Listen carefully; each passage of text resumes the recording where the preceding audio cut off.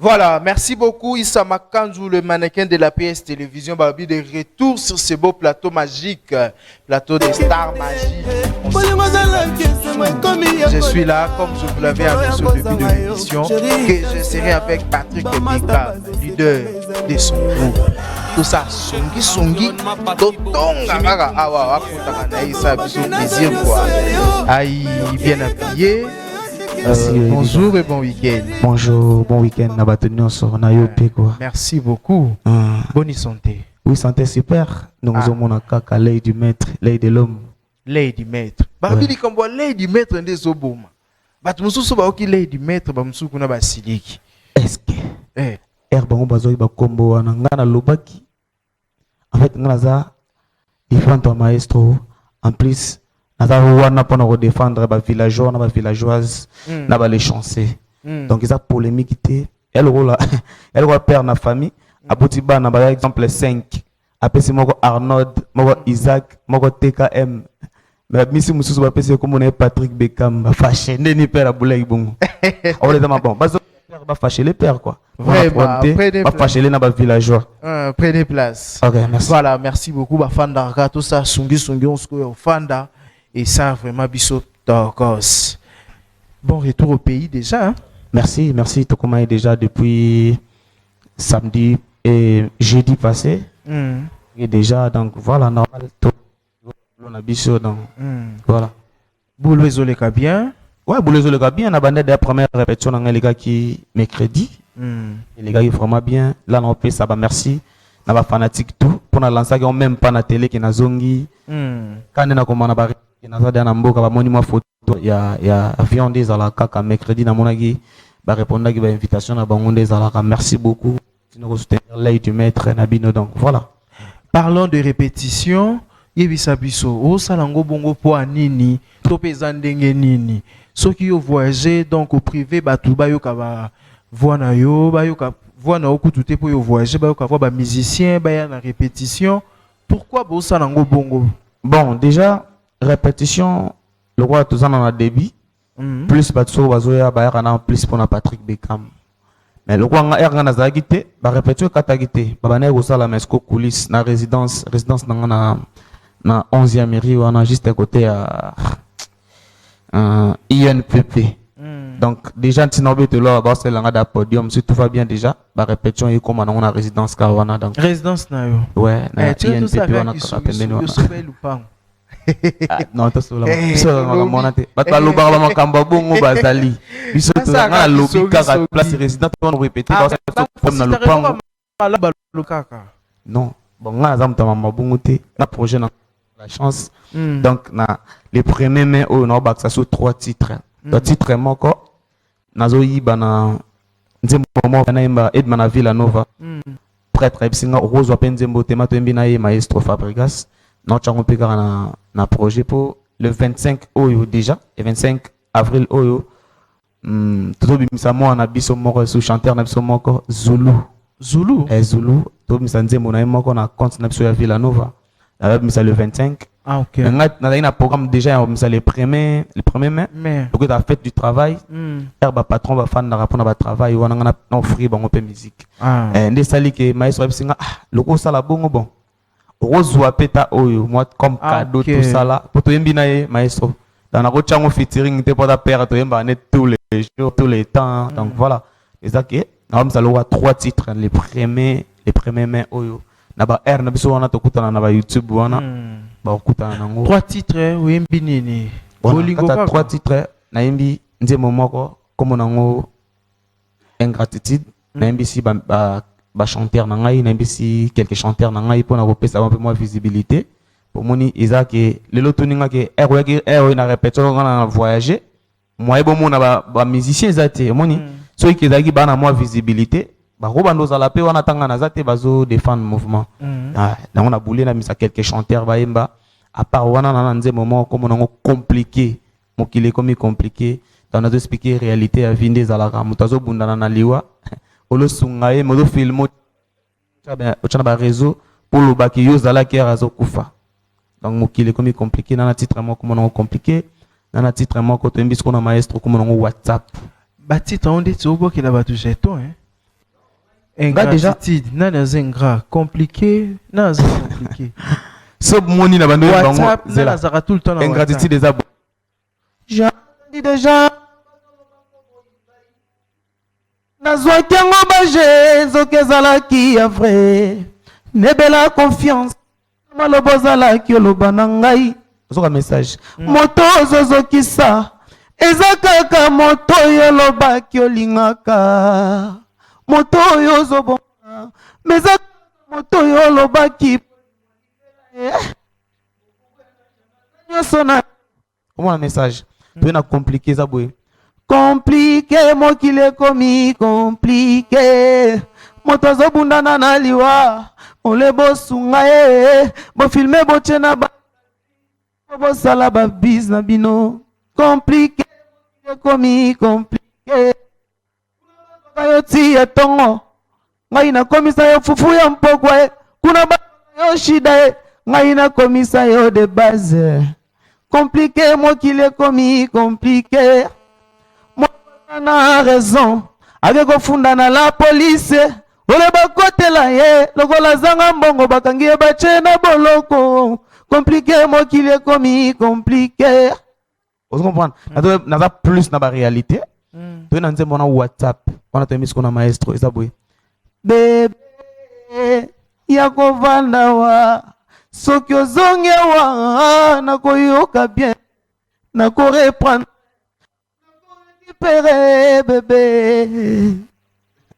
Félicitations en tout cas. Merci. Nazarki na rep nazoka niveau répétition zo ken depuis niveau bozo yembela ezo promettre mais pourquoi bimisika il faut le bisonoka album mon rot.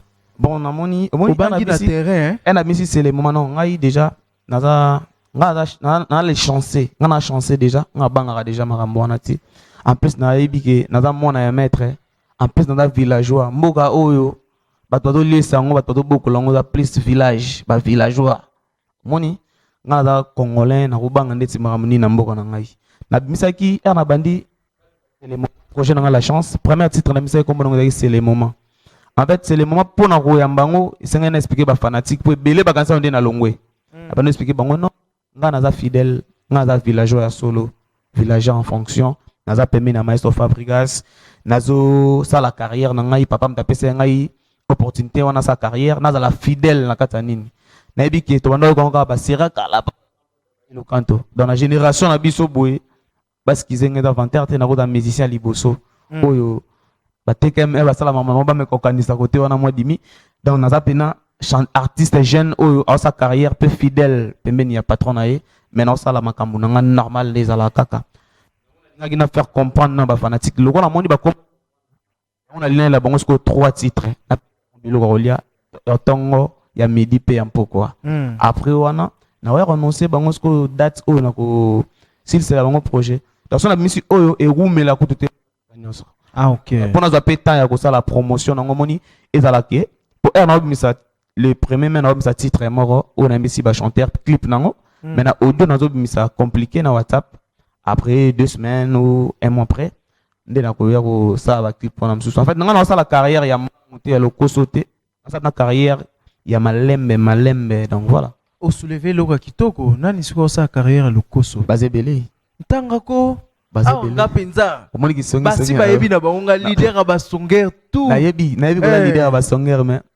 Tanga na yo on appelle et puis ba kanga te ba sala lo te sanga ne joka yo tangel nga bat oyo l'équipe on a tsokota awolobiki na l'équipe ba so tangel question eza nga iti yo zela so bengi singa la siège nga so tangel ngai nga pe na répondre ga tout de suite là yo l'équipe nani quoi yo bongo la ngai non to solo là en fait to solo to pesa ba fanatique bana ba pa ba Holanda biso là na pesi de ba bon week-end na ba tenio ça na otu ko yo ka pe ATK ma to pesa nouvelle moro ya frère na biso mo Fali aza coopérant na même ligne na boulevard wana zap na frère na biso mes condoléances na famille tout ngana mona changu ya beti lisolo changu en plus na yebi frère ngo bien donc na zakiti donc na gina Abidjan c'est que ça ngomé comme na yebi te so comme journée en tout cas de cœur na famille mes condoléances na tout na te quand même na moni ayebi sala na changu na tala na participer quoi. Parlons de ton travail, bato ebele, biso to tambolara na cité, to tambolara bino des fois ça rapport tambola faut que ka esika ozo kin mais biso tozora temps ya kotambola partout bato bazolo bake ozo sala wana eza nango ya lokuta aussi olonga na pa Fabrigas bolinga bo masquer biso ka elo moko omoni déjà tina lo bano fana que Dubaï déjà daki mois passé na retarda ki yango pona makambo ya vol pona mama voyage na biso Côte d'Ivoire pourquoi que so OK nango bato bakantsonde longwa komosa makambo na ye nalingaki na utap na voyage na biso ya Villa Nova moni pena ke na servir na peka obongisa micro mwandambo voilà ana lo bango so copie ya Villa Nova na ko tika makambo na ngai na servir Villa Nova po eza lokola mwana na kata ndako ozo kosate nazobisa wa français yo penza babi zenith yango nazobisa yo kende na orchestre oza na $100,000 nazobisa yo ozonga pona nino lingo tila biso mafuta ntaba na munokoko et pourtant biso te mutoli yango zela na bisa yo moni aza boy soki en tout cas pardon na o permettre nga pesa ngai yo ayo voilà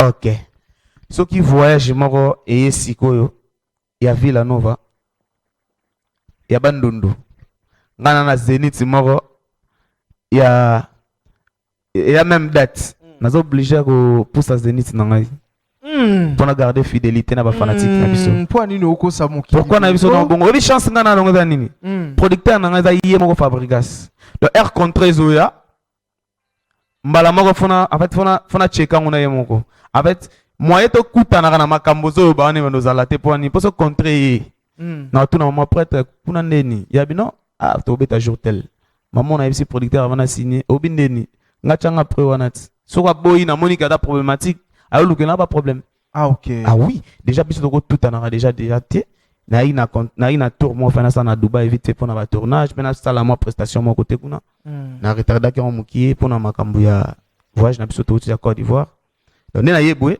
déjà samedi na ozala si tout va bien na Dubaï pour combien de jours si tout va bien 2 semaines 2 semaines ou 2 semaines so privé biso zo 2 semaines na soke belé nana koni na 2 semaines men loko la fana na bisa les premiers mais na osa les fort na comme ça on 6 jours OK na comme ça 6 jours so na bimisi na silisi après na ko beta sous tour pour non linga air les premiers années au bimanga mona za na sur terrain na mona ndeni ba fanatique donc en fait na guya na misa c'est les moments ba fanatique ba yambango bien parce qu'on est là comme na guya na misa sur 3 titres na ta non ndenge nzembo nini fanatique olinga na me comme calculer na ba peke OK c'est que faut na travailler à plus koto ndenge zo baba guana 3 titres oso ebimi pesi sous makam ndenge c'est les moments epesaki yebisa biso yo zalaka na roza boza wapi ozalaka pa le maestro nazo comprendre te na liaka na Villa Nova na liaka sous na mouvement na ngamoko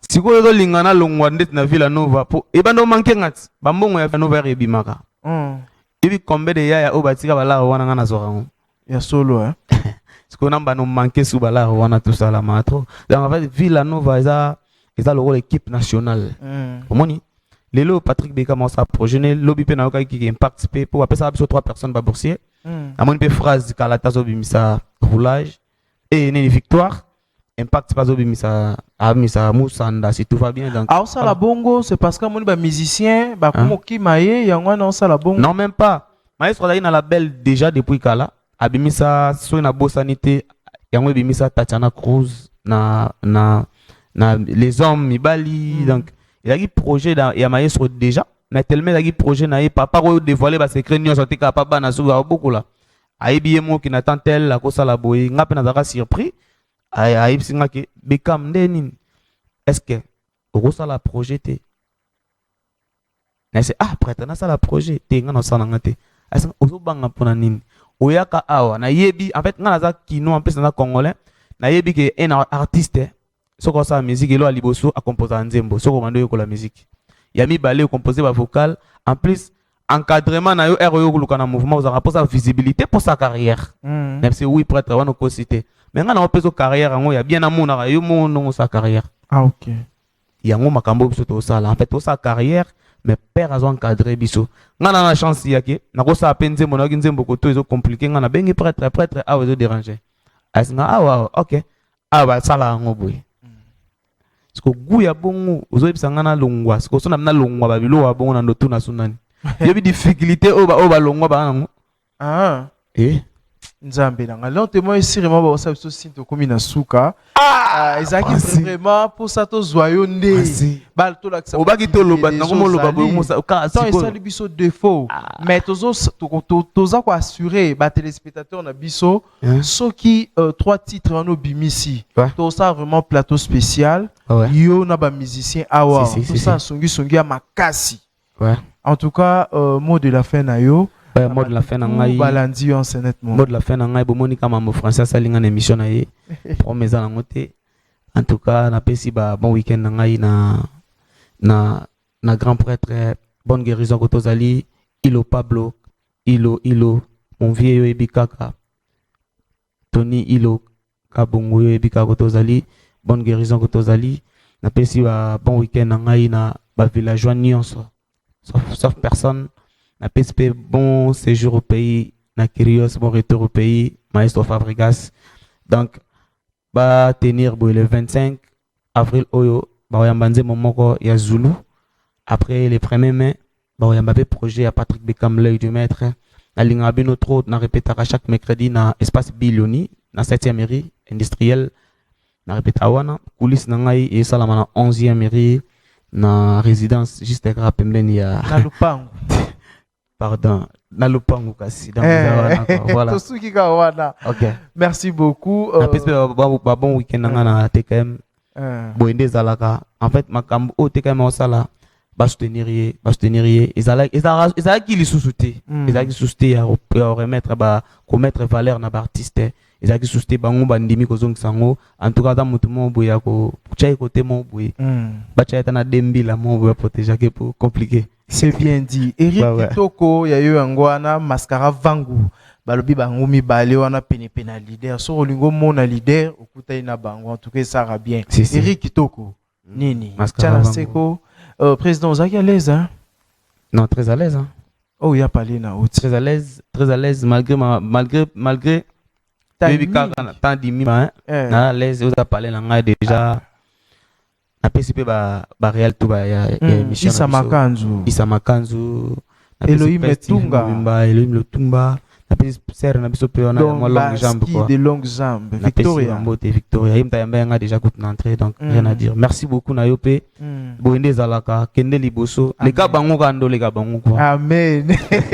Voilà c'est bien dit en tout cas na otikelo plateau awa Isa Makanzu asaka na biso kana voix ngoto kande kunga nga linga na mbi musicien Kungande sentir vraiment. En tout cas, la rediffusion de cette émission déjà demain, dimanche à partir des 0h debout. Quant à moi, je vous retrouve très prochainement et bonne suite des programmes sur la PS Télévision. Bon week-end sur vous.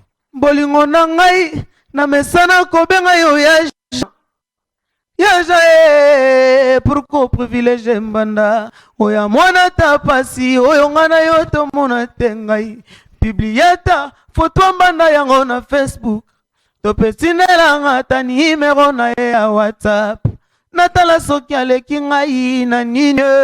Parfois pemba zobimi ces applications ya téléphone. Tentira zobimisa parfois za photo shooting bébé ya kovanda wa. Dans la zobondela yo zoboya c'est les moments